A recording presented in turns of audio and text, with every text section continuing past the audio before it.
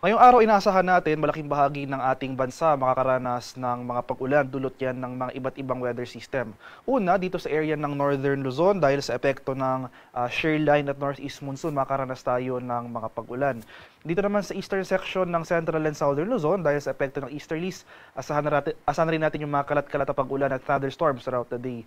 Sa area naman ng Mindanao at sa Palawan, dahil sa epekto ng Intertropical Convergence Zone o yung salubungan ng hangin mula sa Northern and Southern Hemisphere, mataas sa pag-ulan rin ang ating mararanasan over these areas. For Metro Manila and the rest of Luzon and the rest of Visayas at itong western and central portions ng Mindanao, generally fair weather conditions sa ating inaasahan ngayong araw, pero nandiyan pa rin yung mga tsansa ng mga usual afternoon to evening na mga rain showers or thunderstorms.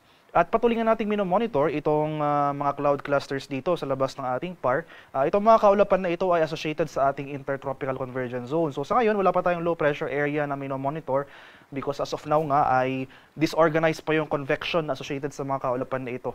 Pero patuloy yung ating monitoring sa area na ito dahil nga sa mga susunod na araw, base sa ating analysis, inaasahan natin na may posibleng mamuong low pressure area dito sa area na ito at posibleng pumasok at makaapekto ng ating bansa in the coming days.